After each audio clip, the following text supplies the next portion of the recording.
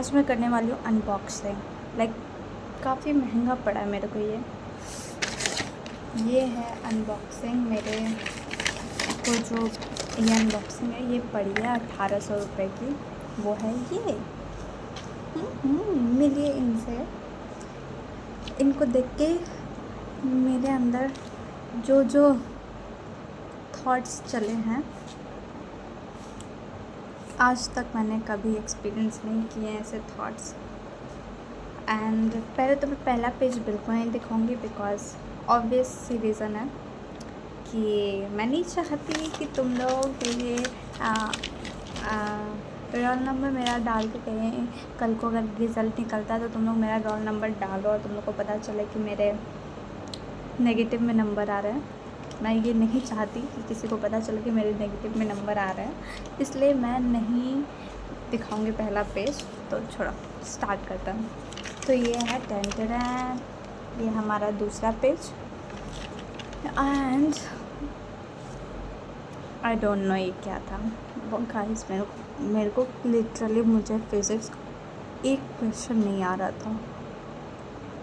Literally मेरे को एक क्वेश्चन नहीं आया फिज़िक्स से।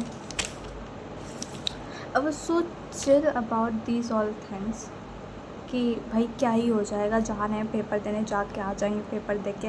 मुझे तो वैसे ही खुद से कोई एक्सपेक्टेशन नहीं थी, मेरे पेरेंट्स को भी मेरे से कोई ख़ास एक्सपेक्टेशन नहीं थी, क्योंकि मैं तुम लोग को बता देती हूँ पहले कि क्या है, मैं किस टाइप की मैंने नीट की प्रिपरेशन की है।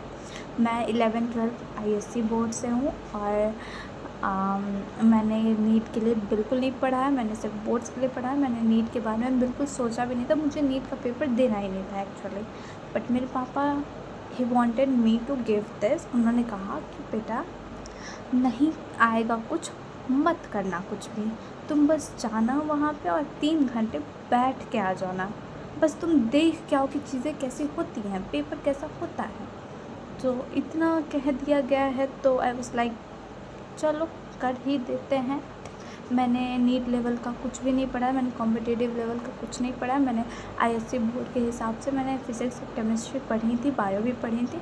तो तुम जानते हो कि कितनी ही प्रिपरेशन रही होगी मेरी। और 11th I passed 11th bye 59%, literally 59%। तो तुम जान गए होगे कि मेरे को कितना आता है 11th का। इनफैक्ट मेरे को अब 11th का सिलेबस भी ढंग से सहूर से याद नहीं है। तो आई was so shocked, literally I was shocked, क्योंकि क्या था ये सब 11th में भरा था ऑलमोस्ट, लगभग ज़्यादा। या फिर मैं इतनी गधी हूँ कि मुझे पता नहीं चला कि 12th के क्वेश्चन कौन से थे। बट मुझे लगता है कि मैं इतनी गधी नहीं हूँ, इसलिए मुझे लगता है कि most of the questions 11th के थे और 12th के जो थे वो भी मुझे नहीं आ रहे थे। तो मेरे को लगा ना कि चलो सेमी कंडक्टर ढूंढते हैं, सेमी कंडक्टर से कोई क्वेश्चन मिल जाए, मैं मस्त मौज काट लूँगी। 4-5 क्वेश्चन कम से कम कुछ तो आएंगे, 4 नंबर का एक क्वेश्चन होता है। टू माई सरप्राइज़ मैं सेमी कंडक्टर का क्वेश्चन नहीं ढूंढ पाई। And at the last I was so frustrated by the physics. And मुझे इतना गधा, मुझे इतना वर्थलेस, मुझे इतना वाहियात फील हुआ था फिज़िक्स का ये देख के कि मैंने क्या किया अपनी ज़िंदगी में, मुझे कुछ नहीं आ रहा। तो मैंने इसको छोड़ दिया। Then I move to biology. To my surprise bio was quite easy for me. I don't know why. मेरे को लेंदी जो होता है, मेरे को इतना ईजी तो मेरा स्कूल का प्री बोर्ड या फिर बोर्ड का पेपर नहीं लगा था, बिकॉज उसमें लेंदी होता है, वो लिखना पड़ता है, वो सब paragraph and all that. And मेरे को वो पसंद नहीं है। सो मेरे लिए MCQ वो समथिंग दैट मुझे लगा कि oh my God that's my cup of tea. तो मुझे पसंद आया वो बायो, मुझे अच्छा लगा। तो उसके बाद मेरे को थोड़ा सा कॉन्फिडेंस आया कि ओ माई गॉड फिज़िक्स नहीं हुआ तो नो इशूज़, कम से कम बायो तो आ रहा है, बायो आ गया तो अब केमिस्ट्री भी आ ही जाएगी। So I moved on to the chemistry. And to my surprise मुझे केमिस्ट्री भी नहीं आ रही थी। यस मुझे केमिस्ट्री भी नहीं आती। मैंने कैसे कैसे जद्दोजहद करते करते केमिस्ट्री कुछ नहीं पता कुछ क्या किया, कुछ किया केमिस्ट्री में। सो यही था ये मेरा एक्सपीरियंस। बाकी मेरे साथ सेंटर पे एग्ज़ाम देते टाइम न जाने कितनी सारी ऐसी चीज़ें हुई हैं। एंड लाइक लिटरली मेरे से उन्होंने मेरी हैंकी रखवा दी बाहर। एंड मेरे को हाथ में इतना पसीना आता है, इतना पसीना आता है कि मैं क्या बताऊँ, मैं पागल हो जाती हूँ यार। एग्ज़ाम लिखने को बोल दिया मेरे को, बिना हैंकी के इतने पसीने के साथ मैं पेपर पे हाथ रखी हूँ, मेरा पूरा हाथ पेपर पे छप रहा है, एकदम पूरा पेपर नीचे से टपकने की हालत में है। मैं एडमिट कार्ड पकड़ी, मेरा एडमिट कार्ड एकदम टपकने की हालत में है, और उन्होंने मेरा रखवा दिया हैंकी बाहर। और भी मेरे लिए स्ट्रेसफुल माहौल कि भाई मैं क्या करूँ, कैसे करूँ, मैं क्या करवा रहे हो तुम लोग, मेरी हैंकी क्यों बाहर रखवा रहे, चेक कर लो ना खोल के, कुछ नहीं है उसमें। बट उसके साथ जो एक पेपर मिला, मतलब पैकेज में जो हमें मिला था वो, तो मैंने वो पैकेट फाड़ के अपना आंसर बुकलेट और क्वेश्चन पेपर निकाला था। तो फिर वो पैकेट मैंने फोल्ड करके अपने आंसर बुकलेट के ऊपर रखा, और OMR शीट के ऊपर, and then I was solving and doing that thing. तो यू नो व्हाट, कपड़ा होता है तो फिर वो एब्जॉर्व करता है वाटर, तो फिर काफ़ी इजी हो जाता है। बट वो कपड़ा नहीं था, वो प्लास्टिक था, तो फिर वो वाटर एब्जॉर्व नहीं कर रहा, तो वो ऊपर ही था, तो बहुत चिपचिप हो रहा था। मैं बार बार अपने हाथ पे ऐसे ऐसे, अपना हाथ टी-शर्ट पे ऐसे ऐसे पोंछ रही थी, and then I was writing. And then जब वो थंब का इम्प्रेशन लेता है वो मशीन पे, नहीं पता क्या होता है, उस टाइम भी मेरा थंब का इम्प्रेशन नहीं हो रहा था। मैंने 10 मिनट लगाए अपना ये अंगूठा छापने में, लिटरली 10 मिनट। एंड मैं बार बार पोंछ रही हूँ और ऐसे कर रही हूँ, नहीं हो रहा है। उन्होंने, वो जो टीचर थे, उन्होंने मेरा हाथ ऐसे पकड़ा, एंड देन ही पुट अपना ऐसे टी-शर्ट ऊपर किया, एंड देन मेरा हाथ एंड देन हो गया, then like sir please please sir, ये क्या कर रहे हैं, ये मेरा हाथ है भैया, छोड़ दो, बहुत ये क्या कर रहे हो। एंड देन फिर नहीं हुआ, फिर अपने टी-शर्ट ऐसे शर्ट पहना था उन्होंने, ऐसे शर्ट पे इस पर ऐसे मेरा अंगूठा पोंछ के ऐसे एकदम दबा के, एकदम जैसे कि मेरे एकदम आज इसका कचूमर बना देना है। तो ये हुआ एक चीज़। एंड मैं नहीं पता क्या क्या अपने साथ लेके गई थी, आधार कार्ड, 10th की मार्कशीट, और न जाने क्या कुछ मैं नहीं लेके गई थी अपने साथ। एक फ़ोटो भी लेके, कुछ एक फ़ोटो वो बड़ी पोस्ट कार्ड वाली, उसका कोई काम नहीं आया। मैं 10 फ़ोटो लेके गई थी, छोटी छोटी, उनका कोई काम नहीं आया। एंड देन मेरा आधार कार्ड मेरे से किसी ने भी नहीं मांगा, मेरी 10th की मार्कशीट मेरे से किसी ने भी नहीं मांगी।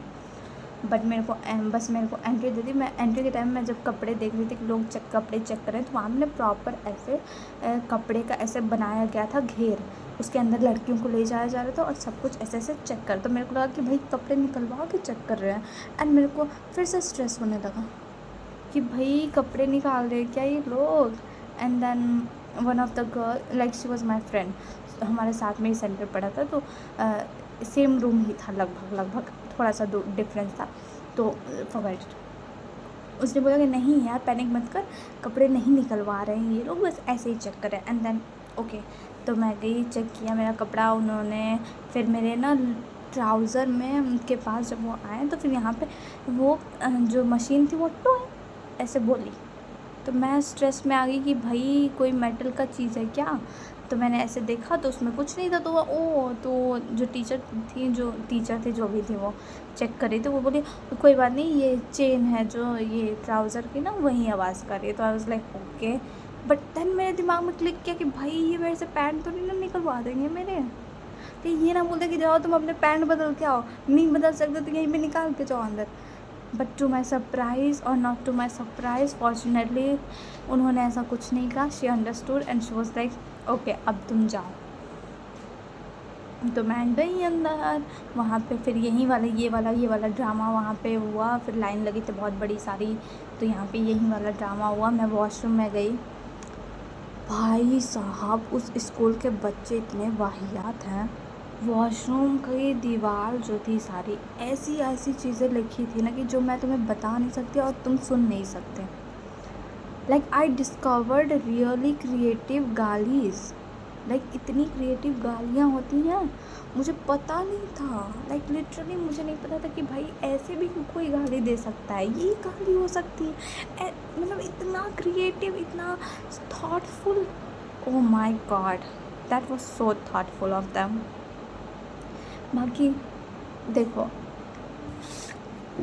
मेरे साथ जो हुआ वो छोड़ो, बट आई रियली फील कि जिन भी बच्चों का अच्छा नहीं गया है पेपर फॉर ऑब्वियस रीजंस, कोई ना कोई प्रॉब्लम हो गई, and you are feeling that कि तुम्हारा वर्ल्ड, तुम्हारी दुनिया जो है वो टूट टूट के गिर रही है, टूट टूट के बिखर रही है, तुम्हारी सारी मेहनत सब कुछ तुम ख़त्म हो एकदम। भाई थम जाओ, थोड़ा थम जाओ।